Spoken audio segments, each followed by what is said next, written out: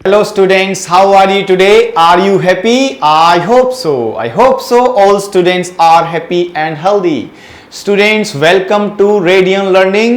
आपका एक बार फिर से स्वागत है Radiant Learning YouTube चैनल पे और आप बैक टू बैक क्लासेस देख रहे हैं और उम्मीद करते हैं सभी बच्चे ध्यान से अपने नोट्स प्रिपेयर कर रहे होंगे और 2023 के CGL को क्रैक करने के लिए पूरी डेडिकेटली मेहनत कर रहे होंगे।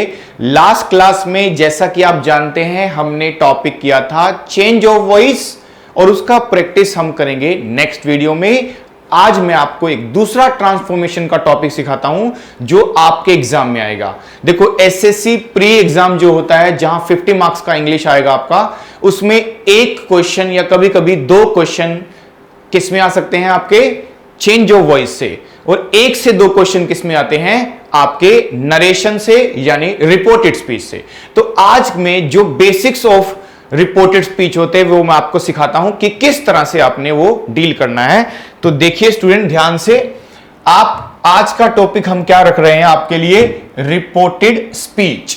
अब देखो रिपोर्टेड स्पीच भी जस्ट लाइक आपने जो चेंज ऑफ वॉइस पढ़ा था ना उसी तरह का आपके एग्जाम में आता है, क्योंकि इसमें भी क्या लिखा जाता है, इसमें भी आपके एग्जाम में ट्रांसफॉर्मेशन आती है। ट्रांसफॉर्मेशन जैसा कि लास्ट क्लास में मैंने बताया था, तो आज उसी को बढ़ाते हैं। अब देखो ध्यान से जरा, तो ये जो रिपोर्टेड स्पीच है हमारा, ये रिपोर्टेड स्पीच, इसको ध्यान से पढ़ेंगे। देखिए हाँ, हम क्या करने जा रहे हैं रिपोर्टेड स्पीच में, इसको आपने देखा होगा किसी अलग अलग नाम से आप जानते हो। इस रिपोर्टेड स्पीच को ही हम एक नाम से जानते हैं जिसको लिखा जाता है नरेशन के नाम से। आपने जब स्कूल कॉलेज में पढ़ा होगा तो आपको इस किस नाम से इसको सिखाया गया होगा, नरेशन के नाम से। ग्रामर का एक टॉपिक होता था नरेशन।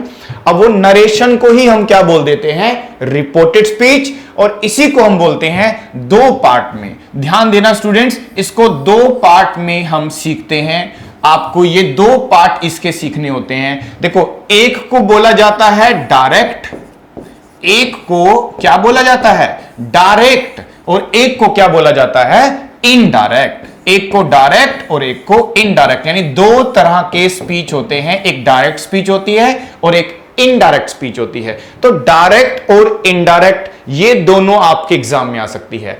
देखो एग्जाम में क्वेश्चन किस तरह से आता है, आपने ना स्कूल लेवल से जब स्टार्ट किया था, आपने देखा होगा जब आप 10th में 12th में पढ़ते थे, कॉलेज में पढ़ते थे, तो वहां जब ग्रामर के क्वेश्चन आते थे तब भी वही होता था कि आपके सामने अगर डायरेक्ट सेंटेंस लिखा होता है तो आपको क्या बनाना पड़ता है उसका इनडायरेक्ट, और अगर इनडायरेक्ट लिखा हो तो किसमें बनाते थे हम डायरेक्ट में।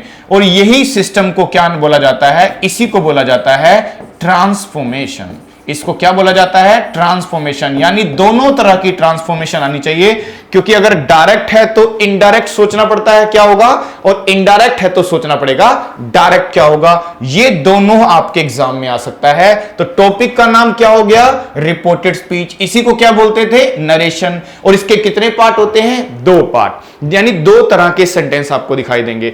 यानी अगर आपको डायरेक्ट सेंटेंस दिखाई देता है तो क्या लिखना पड़ता है इनडायरेक्ट, और इनडायरेक्ट है तो क्या लिखना पड़ता है डायरेक्ट, और इसी को क्या बोल देते हैं ट्रांसफॉर्मेशन। तो आज की क्लास में हम सीखने जा रहे हैं कि किस तरह से क्या करेंगे, हम ट्रांसफॉर्मेशन करेंगे, और वो किसकी बता रहे हैं आपको, रिपोर्टेड स्पीच के अंदर। ओके डियर स्टूडेंट्स, तो चलिए स्टार्ट करते हैं। और आप बताएं मुझे, सबसे पहला क्वेश्चन आपसे यह है कि आपके according what is the difference between direct and indirect, दोनों में अंतर क्या है।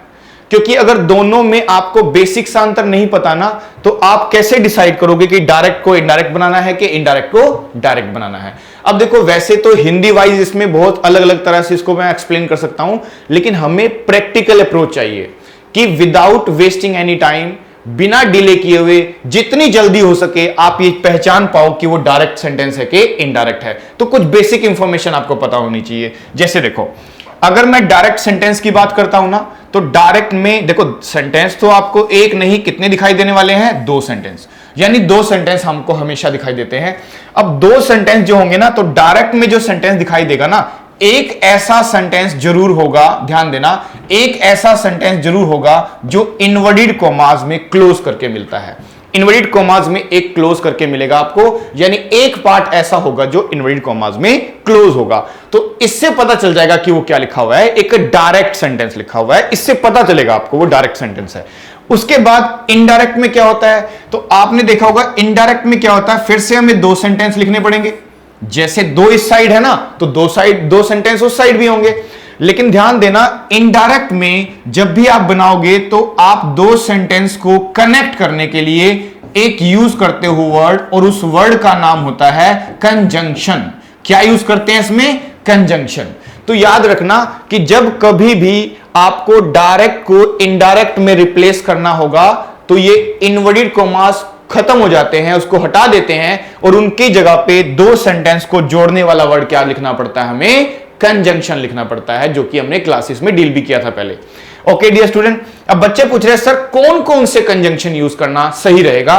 तो आप देखना कि आप अलग अलग तरह के कंजंक्शन यूज कर सकते हो। आप यूज कर सकते हो दैट, आप यूज कर सकते हो इफ, और कभी कभी हम यूज कर लेते हैं वेदर। वेदर कंजंक्शन का यूज करते हैं। और अगर जरूरत पड़े तो WH फैमिली, यानी व्हाट हो गया, व्हेन हो गया, वेयर हो गया, क्वेश्चनिंग वर्ड जो होते हैं ना, वो भी क्या होते हैं? कंजंक्शन। तो आप चाहो तो अगर क्वेश्चनिंग वर्ड लिखा हुआ है तो व्हाट का व्हाट लिख सकते हो, वेयर का वेयर लिख सकते हो, और हु का हु लिख सकते हो।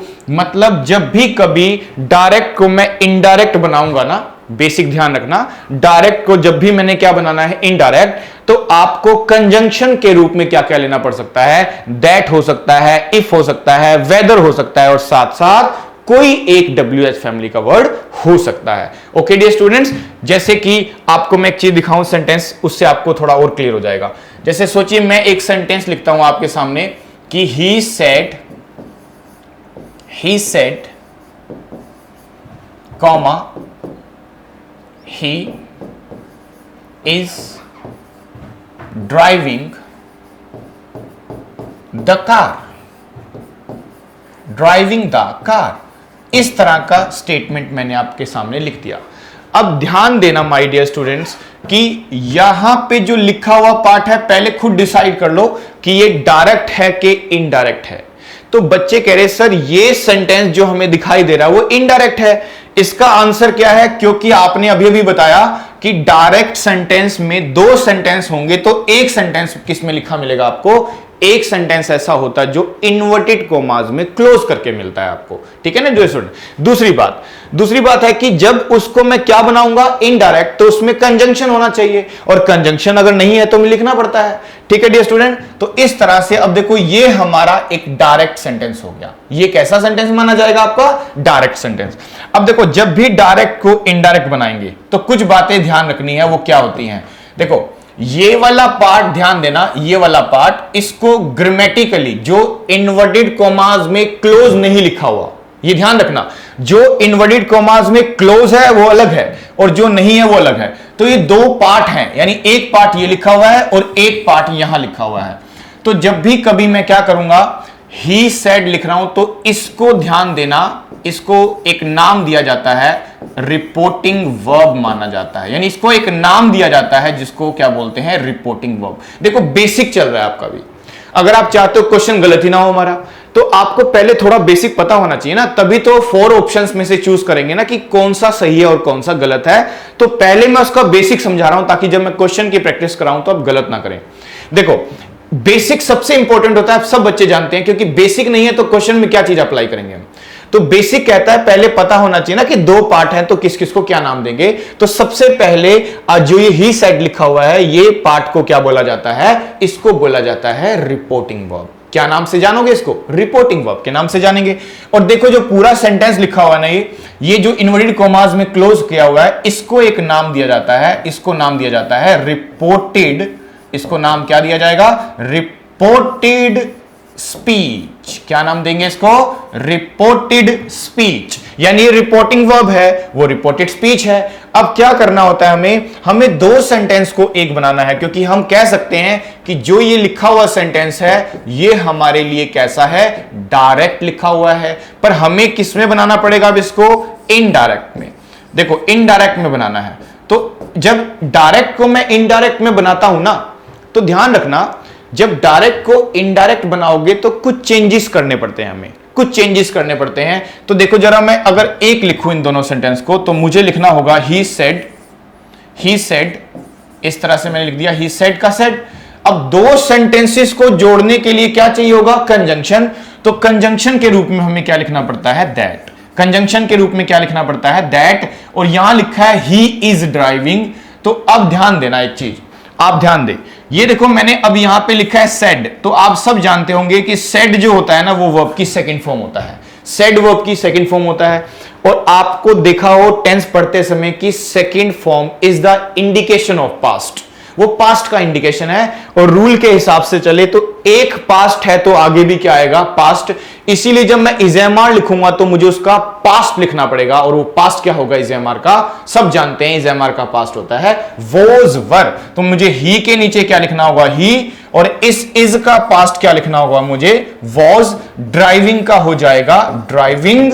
और आगे लिखेंगे द कार का द कार। तो इस तरह से बन जाएगा हमारा। ओके डियर स्टूडेंट, इस तरह से बनाना है आपको।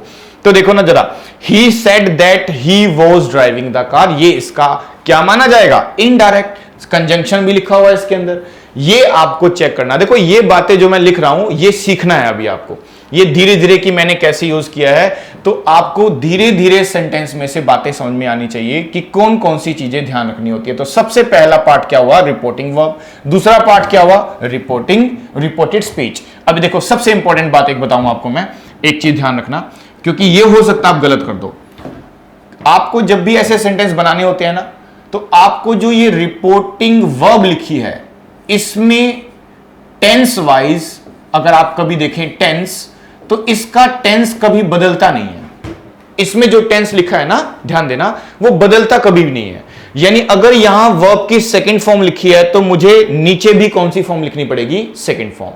अगर यहां थर्ड फॉर्म लिखा है तो नीचे भी क्या आएगा? Third form. यानी यहां का टेंस कभी नहीं बदलता, वो हमेशा सेम रहेगा। रिपोर्टिंग वर्ब का टेंस मत बदल देना। हमें जो टेंस बदलना होता है ना, वो टेंस कहां बदलता है? आपके रिपोर्टेड स्पीच में। तो यहां कह सकते हैं ना कि टेंस जो है आपका, जो आप टेंस यूज करोगे, टेंस कैन बी चेंज्ड, कि यहां का जो टेंस है उसको क्या किया जा सकता है? चेंज किया जा सकता है, बदला जा सकता है। तो टेंस कैन बी चेंज्ड, किसमें? रिपोर्टेड स्पीच में टेंस को बदला जा सकता है। आप ध्यान देना इस बात पे। तो ही वोज, तभी तो देखो ना, यहां इज प्लस आईएनजी था, यहां मैंने क्या कर दिया? Was plus I N G. और आप सब जानते होंगे कौन सा टेंस होता है ये? Past continuous. यानी प्रेजेंट कॉन्टिन्यूअस को मैंने बदल दिया किसमें? पास्ट कॉन्टिन्यूअस में। यही तो करना है हमें, यही करना है हमें कि प्रेजेंट को हमने बदल दिया पास्ट में। तो आपको स्टेप बाय स्टेप सीखना होगा कि रिपोर्टिंग वर्ब का टेंस नहीं बदलता। सेड का क्या लिखा? सेड। दो सेंटेंसेस को जोड़ने के लिए क्या लगाना है? कंजंक्शन।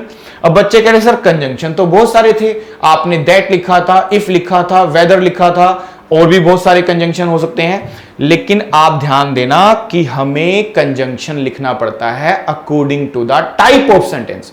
जैसा टाइप होगा ना, वैसा ही कंजंक्शन लिखा जाएगा। तो आपको ध्यान देना है कि जब भी मैं यहां कंजंक्शन लिखूंगा कि आपको दैट लिखना है। ऑप्शन में कभी कभी दैट लिखा मिलेगा, कभी आपके ऑप्शन में आपको लिखा मिल सकता है इफ, फिर हो सकता है क्या लिखना मिल जाए आपको? वेदर। ये तीन ही कंजंक्शन ज्यादातर यूज करते हैं। और उसके बाद तो फिर होते हैं WH फैमिली वाले वर्ड्स, WH फैमिली वाले वर्ड्स। तो आप देखना आगे का जो सेंटेंस है वो अफर्मेटिव है। अफर्मेटिव का मतलब पॉजिटिव सेंटेंस है, कोई क्वेश्चन नहीं किया गया है, कोई इसमें इंपेरेटिव नहीं है, कोई एक्सक्लामेटरी नहीं है। तो ऐसा नहीं है, तो इसीलिए मैं आपके सामने कौन सी कंजंक्शन यूज करूंगा? दैट। ये ध्यान रखना है। तो हमें हमेशा कंजंक्शन कैसे लिखना पड़ता है? According to the type of sentence. जैसा टाइप होगा वैसा कंजंक्शन लगाते चले जाना। तो यहां पे दैट लगाने का यही पर्पस था, क्योंकि हमारा जो सेंटेंस बना वो किससे बना? दैट से। उसके बाद देखते हैं क्या लिखा है, देखो इज ड्राइविंग। तो ये टेंस को बदला हमने, और टेंस कैसे बदल दिया हमने? Was driving the car. इस तरह से आपको चलना होगा। ओके डियर स्टूडेंट, चलो फिर से ट्राई करते हैं, एक दो क्वेश्चन फिर से प्रैक्टिस करेंगे कि क्या क्या बातें। देखो अभी तक जो मैंने समझाया वो क्या समझाया आपको कि रिपोर्टेड स्पीच को दो पार्ट में सीखना होता है, एक डायरेक्ट में और एक इनडायरेक्ट में। डायरेक्ट को इनडायरेक्ट में या इनडायरेक्ट को डायरेक्ट में बदलना पड़ता है। और जब आप इनडायरेक्ट लिखोगे तो क्या लिखना पड़ता है? कंजंक्शन। और वो कंजंक्शन दैट हो सकता है, इफ हो सकता है, वेदर हो सकता है और WH फैमिली हो सकता है। तो कुछ बातें और जान लेते हैं ताकि क्वेश्चन आपको आसान लगे। धीरे धीरे देखो, एकदम से समझ में नहीं आएगा क्योंकि बहुत सारी बातें इसमें ऐसी होगी एक सेंटेंस के अंदर जो मुझे समझानी है। हाँ, लेकिन जो जो आपको समझ में आ रहा है वो गलत मत करना। जैसे मैंने बताया कि कंजंक्शन लगाना है और कैसे लगाना है, वो आप गलत मत करना। रिपोर्टिंग वर्ब का टेंस मत बदल देना, यहां का टेंस बदलना होगा। तो ये छोटी छोटी बातें धीरे धीरे जुड़ती रहेंगी और आपका क्वेश्चन सही होना शुरू हो जाएगा। जैसे फिर से ट्राई करते हैं। देखो, अब मैं आपके लिए क्या लिखने जा रहा हूं। तो देखो, अगर मुझे कभी कंजंक्शन लिखनी हो तो मैं कंजंक्शन हमेशा कैसे लिखता हूं? जो हमारी कंजंक्शन होगी, कंजंक्शन, तो वो जो आगे देखोगे ना, अगर आपका टाइप ऑफ सेंटेंस क्वेश्चन होगा, कैसा होगा? क्वेश्चन। क्वेश्चन को आप क्या बोलते थे? याद करो, कौन सा टाइप बोलते थे इसको? इंटेरोगेटिव। इंटेरोगेटिव यानी आपका सेंटेंस अगर इंटेरोगेटिव है, क्वेश्चन है, और उसको आप बना रहे हो डायरेक्ट को इनडायरेक्ट में, तो रिपोर्टेड स्पीच में अगर क्वेश्चन वाला सेंटेंस दिखाई देता है जिसमें क्वेश्चन मार्क भी लगा होगा, आपको क्या दिखाई देगा? उसमें क्वेश्चन मार्क भी दिखाई देगा। तो ऐसे सेंटेंसेस का जो कंजंक्शन होता है ना, ध्यान देना इस बात पे, ऐसे सेंटेंसेस का जो मैं कंजंक्शन यूज करूंगा वो मेरे पास कौन कौन सा हो सकता है? दो ऑप्शन। या तो मैं इफ यूज कर सकता हूं उसमें, या तो मुझे इफ यूज करना होगा, या फिर मैं उसमें क्या यूज कर सकता हूं? वेदर। इसमें क्या यूज किया जा सकता है? वेदर। यानी दो कंजंक्शन उसमें लिखने होते हैं हमें, या तो इफ या फिर वेदर। जब क्या लिखा हो? क्वेश्चनिंग सेंटेंस लिखा हो तब। जैसे जैसे मैं समझाऊंगा तो आपको चीजें क्लियर होती चली जाएंगी। देखो, अब देखो, दोनों में से कोई भी लिखो, कोई फर्क नहीं पड़ता। आप इफ देखोगे कभी कभी ऑप्शन में, कभी कभी वेदर देखोगे, तो दोनों सही होते हैं। भाई इफ भी लिखा है, वेदर भी लिखा है, तो कोई ना कोई गड़बड़ होगी टेंस के अंदर। लेकिन क्योंकि दोनों लिखे जा सकते हैं, एक ऐसी जगह होती है, ध्यान देना, जहां इफ नहीं लिखा जा सकता, ओनली वेदर ही लिखा जा सकता है। वो ये होता है कि कभी कभी ना एक सेंटेंस के एंड में जाके आप एक वर्ड लिखा देखोगे जिसको बोलते हैं OR, और। क्या लिखा मिलता है? और। तो और क्या करता है? हमें ऑप्शन देता है, या तो ये या वो। जब ऑप्शन वाली बात आती है तो हमें वेदर लगाना चाहिए, इफ नहीं तो और लिखा होगा ना अगर, तो जैसे याद करो कंजंक्शन में भी ऐसा होता है कि जैसे इधर और एक पेयर होता है, निदर नोर एक पेयर होता है, ऐसे ही एक पेयर का नाम होता है वेदर और। क्या होता है? वेदर और। तो अगर कभी भी वेदर लिखा हो ना, वेदर, तो आपको और ही लगाना चाहिए, वहां इफ नहीं आ सकता, गलत होगा। यानी ऐसा नहीं लिखा जा सकता कि सेंटेंस में और हो तो आप क्या लगाओ? इफ, वो गलत हो जाएगा। यानी दोनों में से कोई भी लगाओ, लेकिन अगर और लिखा है तो हमेशा क्या लिखा जाता है? वेदर। ये ध्यान रखना। तो ये दो कंजंक्शन। फिर उसके बाद अब बच्चे कह रहे सर क्वेश्चन तो हेल्पिंग वर्ब से होता है, कभी कभी WH फैमिली से होता है। दो तरह के क्वेश्चन होते हैं। अगर आपने ध्यान दिया हो, बेसिक टेंस पढ़ाओ तो आप याद करो, बेसिक टेंस में आपने सीखा होगा कि दो तरह के क्वेश्चन होते हैं, एक WH फैमिली से बनता है और एक हेल्पिंग वर्ब से बनता है। तो अगर मैं हेल्पिंग वर्ब से क्वेश्चन करता हूं ना, तो आप इफ वेदर लगा सकते हो। लेकिन अगर सोचो WH फैमिली आएगा, कोई भी WH फैमिली का वर्ड होता है, तो WH फैमिली वाले वर्ड्स में कोई भी वर्ड लिखा हो, चाहे वट का वट हो, वेन हो, वेयर हो, ऐसा कोई भी वर्ड, हाउ, तो आप क्या करोगे ना, इन्हीं वर्ड्स को रिपीट कर दोगे, यानी इन्हीं वर्ड को यूज करोगे। फिर ना तो इफ आएगा ना वेदर आएगा। तो कह सकते हैं ना कि दो तरह के क्वेश्चन में कंजंक्शन लगेंगे। पहला कंजंक्शन क्या हो सकता है आपका? इफ वेदर, जब हेल्पिंग वर्ब से क्वेश्चन होता है, इज एम आर से, वॉज वर्ब से। अगर पहले नंबर पे ही आपने क्या लिखा हुआ है? WH फैमिली, तो WH फैमिली तो खुद ही कंजंक्शन होती है ना, तो अलग से क्यों लगाएंगे कंजंक्शन? फिर हम इफ और वेदर लगाएंगे तो गलत हो जाएगा, ऐसा नहीं कर सकते आप। ओके डियर स्टूडेंट, तो ये कंजंक्शन है। और बाकी कैसा भी टाइप आ जाए, चाहे आपका अफर्मेटिव आए, चाहे आपका इंपेरेटिव का कुछ पार्ट आए, या फिर एक्सक्लामेटरी आए, आपको कंजंक्शन के रूप में हमेशा बाकी सब में क्या लिखना पड़ता है? दैट। क्या लिखना पड़ता है आपको? दैट। बाकी सारे टाइप्स के लिए क्या लगाओगे? दैट लगाओगे। ठीक है ना। अब मैं क्वेश्चन लिखता हूं, आपको समझ में आएगा अच्छे से। देखो, एक सेंटेंस लिखता हूं मैं आपके लिए। ही said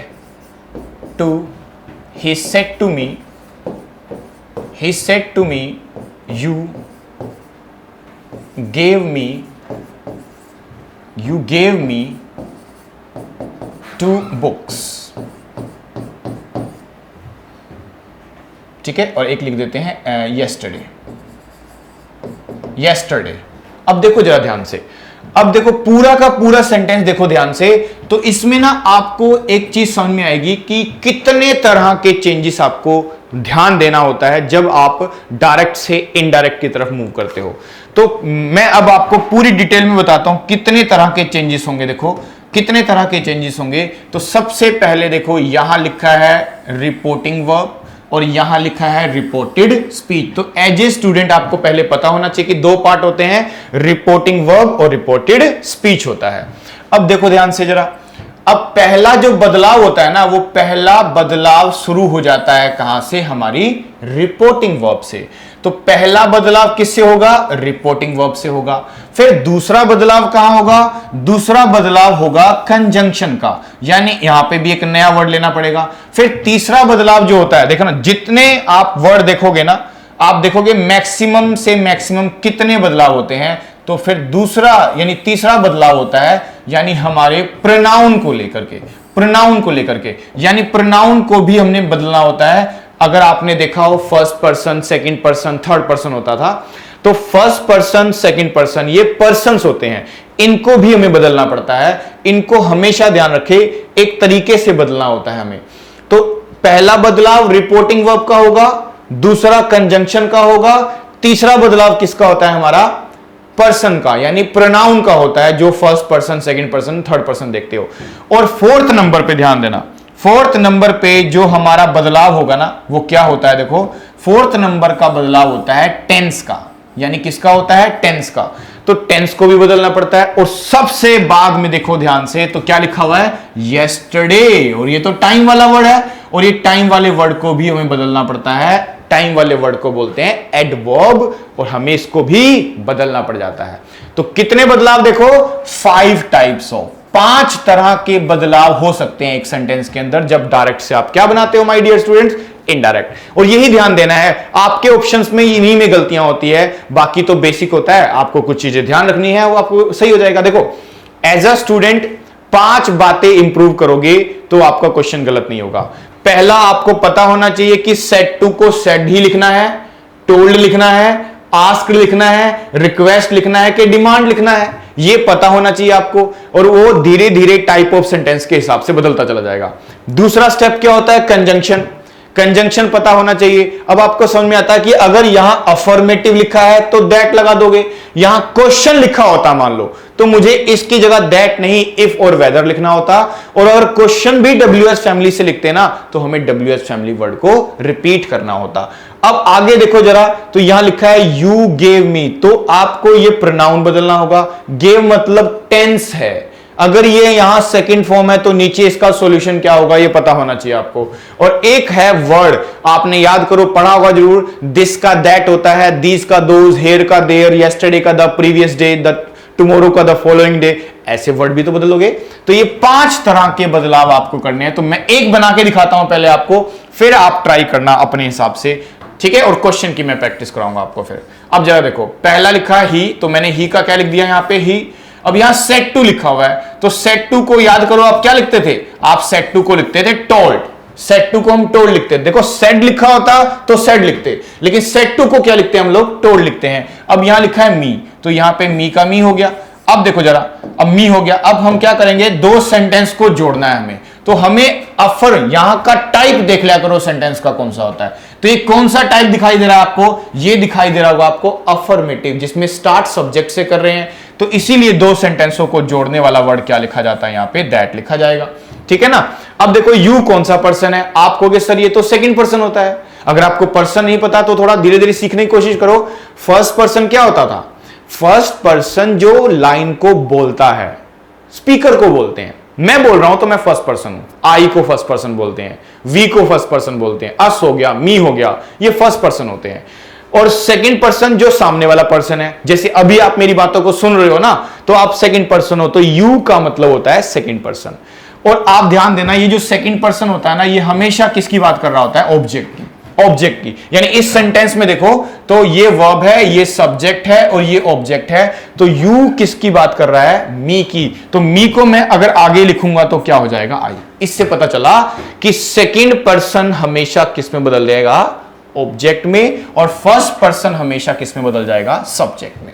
फर्स्ट पर्सन किस में बदल जाता है? सब्जेक्ट में। तो देखो ना, यू किसकी बात कर रहा है? मेरी बात कर रहा है। मी किसकी बात कर रहा है? सब्जेक्ट की बात कर रहा है। तो इसका मतलब यू सेकंड पर्सन भी हमेशा बदलता है, फर्स्ट पर्सन मी भी हमेशा बदलेगा। हां, अगर ही लिखा होता, शी लिखा होता, इट होता, दे होता, देम होता, वो थर्ड पर्सन होते हैं और थर्ड पर्सन को कभी भी नहीं बदला जा सकता, उसको बदलने की जरूरत नहीं पड़ती। सन का रूल याद होगा, change into subject, change into object और नॉट चेंज। इस तरह से चलना होगा। तो अब जरा देखो क्या लिखा हुआ है? गेव। तो गेव वर्ब की कौन सी फॉर्म है जरा बता दो आप। तो आप कह रहे हैं सर ये तो सेकंड फॉर्म है। अरे सेकंड फॉर्म कौन सा टेंस होता था बताओ जरा?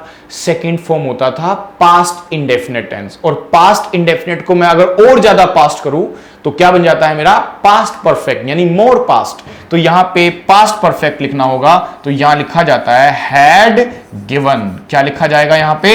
Had given. यानी रूल बदल जाएगा, यहां पे हैड गिवन हो जाएगा, गेव का हो जाएगा हैड गिवन।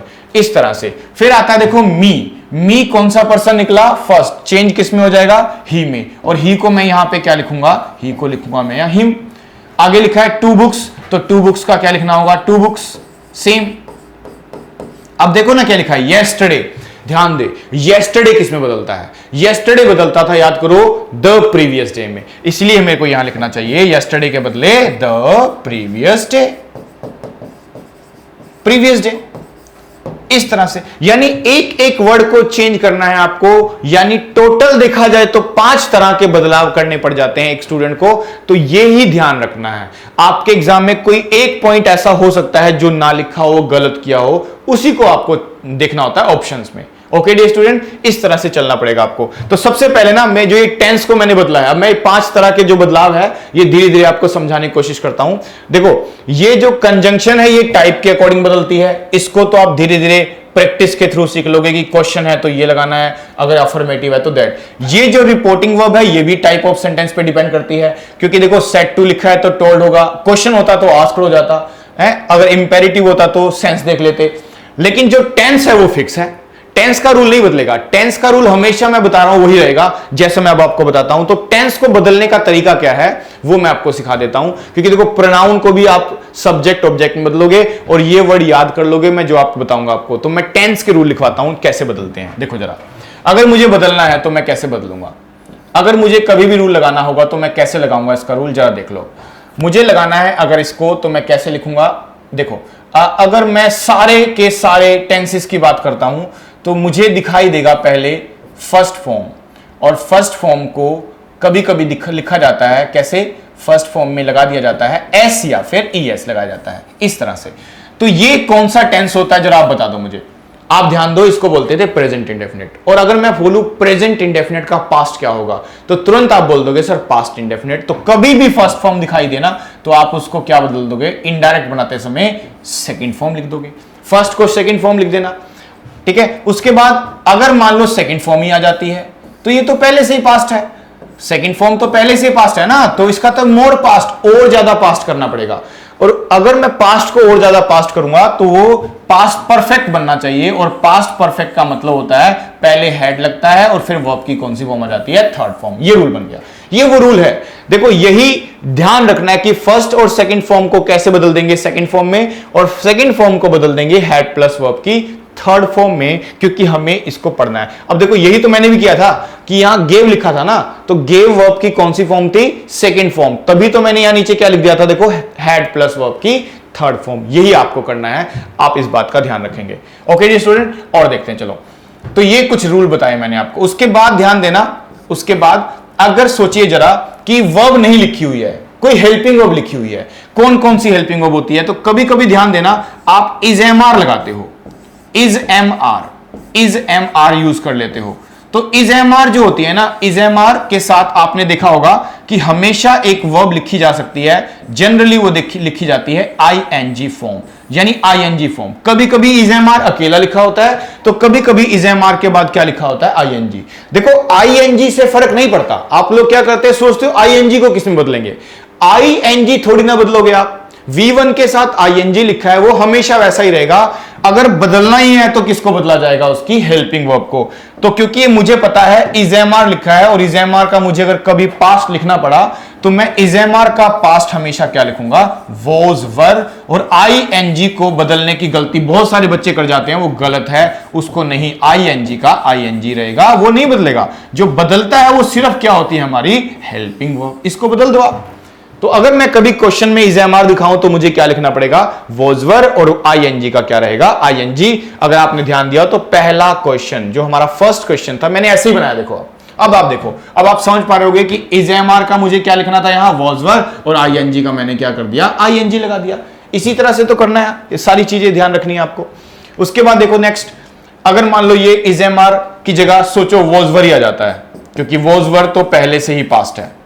अगर मैं वॉजवर को लिखता हूं, पहले से ही मैंने वॉजवर लिख दिया और आपके सामने रख दिया आईएनजी फॉर्म, फिर से आईएनजी फॉर्म फिर से लिख दिया मैंने आपके। तो अब देखो यहां वॉजवर हो गया और यहां आईएनजी आ गया। तो आईएनजी को तो बदल नहीं सकते हम, लेकिन हम किसको बदल सकते हैं, वॉजवर को। क्योंकि पास्ट को किस में बदला जा सकता है, मोर पास्ट में, यानी हैड प्लस थर्ड फॉर्म में। तो आप ध्यान देना, जहां कभी इसको याद रख लेना कि जहां वॉजवर आएगा तो आप हैड के साथ बी की थर्ड फॉर्म लिख दोगे, बीन, हैड बीन। और आगे आईएनजी फॉर्म लिखी है तो आईएनजी फॉर्म आपकी जो है बिल्कुल वो सेम रहने वाली है, उसको बदलने की जरूरत नहीं पड़ेगी आपको, आईएनजी नहीं बदलेगा। वॉजवर पास्ट है तो उसको मोर पास्ट बदलोगे तो क्या लिखना पड़ेगा आपको, हैड प्लस वर्ब की थर्ड फॉर्म। ये बेसिक रूल है उसका, इसी को ध्यान देना, क्योंकि रूल आपको पहले पता होने चाहिए। कभी कभी क्या होगा ना, जब आप क्वेश्चन देखोगे और उसके ऑप्शंस को पढ़ोगे तो ऑप्शंस में आपको बड़े आराम से दिखेगा कि सेंटेंस तो आपका इजेमआर से स्टार्ट था, डायरेक्ट को जब इनडायरेक्ट में ऑप्शन में देखा तो इजेमआर का वॉजवर एक ही ऑप्शन में लिखा है, वही आंसर है। भाई मस्ट नहीं लगाओगे, कुड नहीं लगाओगे, इजेमआर का रिप्लाई हमेशा क्या होना चाहिए, वॉजवर होना चाहिए। यही ध्यान देना है आपको। ओके, आगे देखिए। अब तो ये कुछ बेसिक रूल बन रहे हैं। अब देखो मैंने कभी कभी क्या यूज किया, एक वर्ब ले लिया आपके लिए, हैज या हैव। अब आप सब जानते होंगे कि हैज हैव जो होता है वो कौन सा टेंस होता है, सब जानते हैं कि हैज हैव के बाद आती है वर्ब की कौन सी फॉर्म, थर्ड फॉर्म।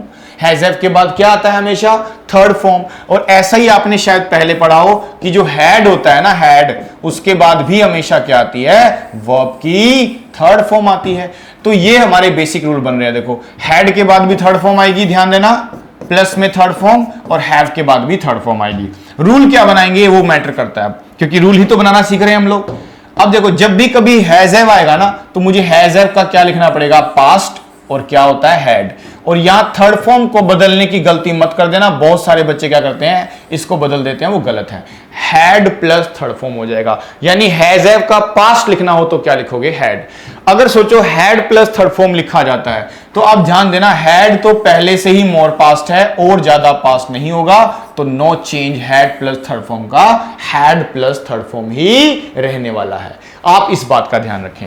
अब बच्चे कह रहे सर कुछ हेल्पिंग वर्ब होती थी डू डज वाली, अब जरा देख लो, डू और डज आ गया मान लो आपके सामने, तो आप समझो ना, डू डज लिखा हुआ है अगर, तो डू डज तो प्रेजेंट होता है, और आपने अगर टेंस पढ़ा था तो आप डू डज का पास्ट किससे बनाते थे, डिड से। तो जहां कहीं डू डज लिखा जाए उसकी जगह पे क्या लिख देना, डिड। हाँ बच्चे कह रहे सर अगर डिड लिखा गया तो क्या करेंगे हम, तो डिड क्या होता है बता दो, पास्ट, और पास्ट को तो मोर पास्ट लिखोगे ना, तो मोर पास्ट का रूल क्या होता है, हैड के साथ वर्ब की कौन सी फॉर्म लगानी पड़ जाएगी आपको, थर्ड फॉर्म। यानी डिड जहां लिखा मिल जाए, डिड को डिड मत लिख देना।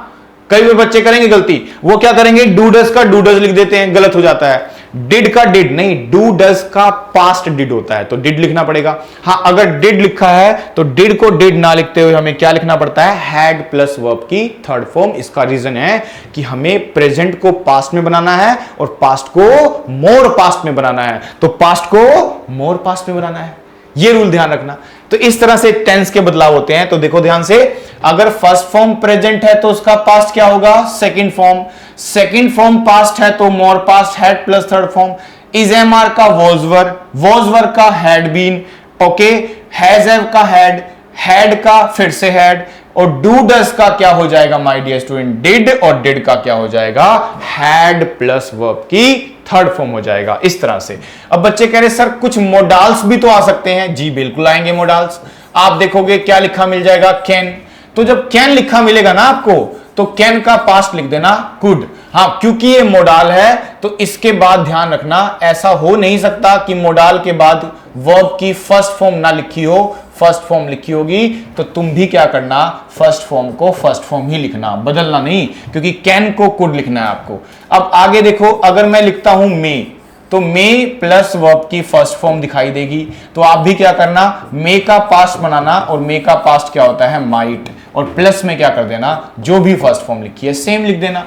फिर उसके बाद आपने देखा होगा कि हम विल लिखते थे, विल और शेल एक ही बात होती थी, विल और शेल, उसके बाद आती थी वर्ब की फर्स्ट फॉर्म।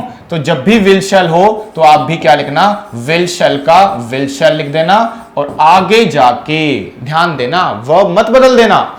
मोडाल की वर्ब नहीं बदलती है, क्योंकि मोडाल में हमेशा वर्ब की कौन सी फॉर्म आती है, फर्स्ट फॉर्म। बच्चे कह रहे सर एक बात नहीं समझ में आई, कैन का कुड किया, मे का माइट किया, तो विल शेल का विल शेल क्यों किया। हाँ, ऐसी गलती करते हैं बच्चे, नहीं करना तुम। ये ध्यान रखना कि प्रेजेंट को हमें बदलना किसमें पड़ेगा, पास्ट में। तो विल के लिए क्या लिखा जा सकता है, वुड, और कभी कभी अगर सजेशन होता है तो क्या लिख दिया जाता है, शुड लिख दिया जाता है। तो बदलना तो पड़ेगा आपको।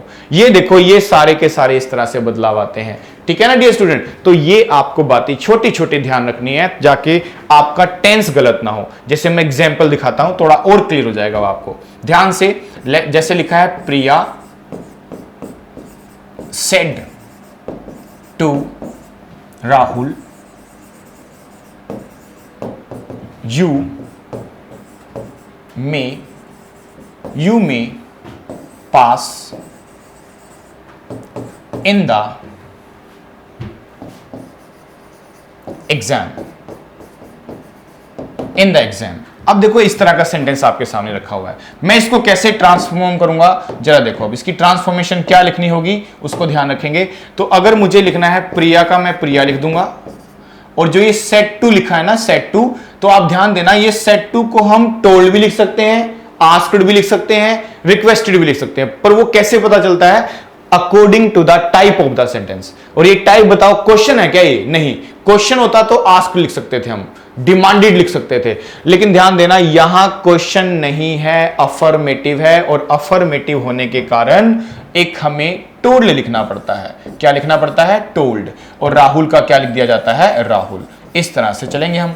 अब दो सेंटेंस को जोड़ोगे ना, तो दो सेंटेंस को जोड़ने वाला वर्ड क्या होता है हमारे पास, दैट। यू कौन सा पर्सन है जरा बता दो आप। बच्चे कह रहे सर यू तो सेकंड पर्सन है। अगर ये सेकंड पर्सन है तो किसमें बदलेगा, ऑब्जेक्ट में। हमेशा ध्यान रखना, सेकंड पर्सन किसमें बदलता है, ऑब्जेक्ट में, और अगर फर्स्ट पर्सन होता तो किसमें बदल जाता, सब्जेक्ट में। तो ये सेकंड पर्सन को ऑब्जेक्ट में बदला, राहुल। राहुल को अगर मैं लिखूं सब्जेक्ट बना के तो क्या लिखना चाहिए मुझे, ही। नाउन मत लिखना, प्रोनाउन लिखना। तो राहुल का प्रोनाउन क्या होता है, राहुल का प्रोनाउन होता है ही। इस तरह से। और मे लिखा है ना, तो मे का मुझे अगर पास्ट लिखना हो तो मेरे बच्चे अब जान चुके हैं क्या लिखना है, माइट। आप जान चुके हो, मे का माइट, विल शेल का वुड, और कैन का कुड। क्या वर्ब बदलोगे, बहुत सारे बच्चे सोचेंगे फर्स्ट फॉर्म है सेकंड फॉर्म लिख दे। अरे नहीं लिखना भाई, आप मोडाल को बदल रहे हो तो उसकी वर्ब को थोड़ी ना बदलोगे। कितना भयंकर मीनिंग आएगा भैया। किसने सिखा दिया आपको कि मोडाल के बाद सेकंड फॉर्म आती है, नहीं। मोडाल के बाद हमेशा क्या आती है, first form. Modal present past हो सकता है पर उसकी वर्ब नहीं, उसकी वर्ब सेम रहती है। तो पास का पास होगा, और इन द एग्जाम का इन द एग्जाम होगा। इसको बदलने की कोशिश गलती से भी आप लोग मत करना, गलत हो जाएगा। ओके डियर स्टूडेंट्स, ये बातें ध्यान रखनी है। एक क्वेश्चन चलो और दिखाते हैं आपको, एक क्वेश्चन और दिखाएं। अगर मैं लिखता हूं he said to me comma inverted comma you called me yesterday, ऐसे लिख दिया मैंने आपके लिए yesterday। अब बड़े ध्यान से बताना, क्या होगा इसका आंसर? इसका आंसर किस तरह से लिखा जाएगा? तो ही सेड का मैं क्या लिख दूंगा यहां? टोल्ड, क्योंकि जान चुके हो टोल्ड होता है सेड टू का। यहां मी हो गया, दो सेंटेंसों को जोड़ने वाला वर्ड दैट होता है। यू कौन सा पर्सन है जरा बताना? सेकेंड। और सेकेंड किसमें बदलेगा? ऑब्जेक्ट में। ऑब्जेक्ट कौन है इस सेंटेंस का? मी। मी का क्या हो जाएगा? आई। और कोल्ड वर्ब की कौन सी फॉर्म है? सेकेंड। और सेकेंड क्या है? पास्ट। तो क्या लिखोगे? मोर पास्ट। मोर पास्ट क्या होता है जी? हैड प्लस थर्ड फॉर्म लिख दिया। और अब मी लिखा है, मी कौन सा पर्सन है? बच्चे कह रहे सर मी तो फर्स्ट पर्सन है, तो बदल दो ना फिर सब्जेक्ट में इसको। सब्जेक्ट कौन निकला? ही। लेकिन ही को जब मैं यहां लिखूंगा तो उसका ऑब्जेक्ट क्या लिखना पड़ेगा मुझे? हिम। यस्टरडे क्या है बता दो? टाइम वाला वर्ड। और यस्टरडे का होता है द प्रीवियस डे। इस तरह से चलना पड़ेगा। ओके डियर स्टूडेंट, ये ही ध्यान रखना है आपको जब भी आप इसको बनाओगे। तो ये छोटी छोटी टर्म्स है जो जुड़ती चली जाएगी और आपका क्वेश्चन सही बनता चला जाएगा। इस तरह से चलना है आपको। ओके डियर स्टूडेंट ना, तो ये देखो जो मैंने आज का बेसिक पढ़ा है ना, थोड़ा ध्यान देना। और नेक्स्ट क्लास में थोड़ा और कॉन्सेप्ट पढ़ाऊंगा मैं आपको, और फिर क्वेश्चन की प्रैक्टिस भी कराऊंगा। ठीक है, थोड़ा कॉन्सेप्ट थोड़ी प्रैक्टिस करते रहेंगे ना तो आपका क्लैरिटी बढ़ जाएगा। देखो प्री एग्जाम में जब 1 से 2 क्वेश्चन आते हैं ना आपके, ज्यादातर एक ही क्वेश्चन आता है, तो हमें बहुत डिफिकल्ट क्वेश्चन नहीं देखने को मिलता, बहुत आसान सा क्वेश्चन देखने को मिलता है। जो मैंने 5 स्टेप बताए ना आपको, ये 5 स्टेप आपको एज ए स्टूडेंट याद करने हैं। 5 स्टेप पे ज्यादा ध्यान देना। देखो जब आप एक तो प्री एग्जाम है और एक मेंस एग्जाम है। प्री एग्जाम के अकॉर्डिंग ना कुछ टॉपिक बड़े अच्छे से कर लेना। कौन कौन से करेंगे? डायरेक्ट इनडायरेक्ट का एक क्वेश्चन फिक्स है, आएगा ही आएगा। ठीक है, कभी कभी 2 आते हैं। ऐसे ही चेंज हो इसका 1 से 2 क्वेश्चन आता है तो एक तो फिक्स है, आएगा ही आएगा। तो यानी 2 और 2 4 नंबर पक्के हो गए आपके यहां से, क्योंकि ट्रांसफॉर्मेशन बहुत मुश्किल नहीं, क्योंकि आसानी क्वेश्चन आता है, बहुत डिफिकल्ट नहीं आता। मेंस में थोड़ा टफ होता है, आसान, बस बेसिक्स पता होने चाहिए आपको थोड़े बहुत। जो ये 5 तरह के मैंने आपको स्टेप बताए, जैसे टेंस के रूल है, इसको ध्यान देना। इन टेंस के रूल के साथ 5 स्टेप है, पांचों को ध्यान देना कि कैसे कैसे बदलने। मैं आपको धीरे धीरे क्वेश्चन के थ्रू बताता रहूंगा। फिर उसके बाद आप ना आर्टिकल्स, कंजंक्शन, प्रेपोजिशन, ये 3 टॉपिक मत छोड़ना। ध्यान से पढ़ लो इसको, तीनों टॉपिक को बड़े अच्छे से पढ़ लो, यहां से क्वेश्चन आते हैं। और उसके बाद क्या होता है ना, उसके बाद अब नाउन, प्रोनाउन, एडवर्ब, एडजेक्टिव, ये सब पढ़ोगे तो बहुत समय लगता है। और कुछ आपके जो क्वेश्चन आते हैं वो कितने आते हैं? 1 से 2 क्वेश्चन कॉमन रख के आएंगे, 1 से 2 क्वेश्चन फिलिप्स के आते हैं। तो आप वो कोशिश करोगे तो आप देखोगे ज्यादातर क्वेश्चन वो या तो आर्टिकल का होगा, या प्रीपोजिशन का, या कंजंक्शन का। तो ये 3 टॉपिक, और साथ में टेंस को मत भूलना। टेंस, तो ये 6 टॉपिक जो हो गए ना हमारे, इसको ध्यान से कर लेना, आपके एग्जाम में क्वेश्चन आ जाएगा इससे। ठीक है ना। और बाकी फिर धीरे धीरे वोकैब पे ध्यान देना। एंटोनिम, सिनोनिम हो गया, वन वर्ड सब्स्टिट्यूशंस हो गया, इन पे ध्यान देना आप। और उसके बाद आप देखते हो स्पेलिंग का क्वेश्चन आ जाता है कभी कभी, तो कुछ स्पेलिंग्स आप, तो ये सारी चीजें मैं आपको धीरे धीरे क्लासेस में डील करता रहूंगा। ठीक है, तो आज इतना कर लेते हैं, बाकी फिर इसी को कंटिन्यू कर सकते हैं हम नेक्स्ट क्लास में। नेक्स्ट क्लास में फिर से मिलते हैं आपसे, और थोड़ा प्रैक्टिस करेंगे, थोड़ा कॉन्सेप्ट सीखेंगे, और धीरे धीरे क्लैरिटी बढ़ता चला जाएगा। ओके डियर स्टूडेंट्स, तो मिलते हैं नेक्स्ट क्लास में। Till then good bye.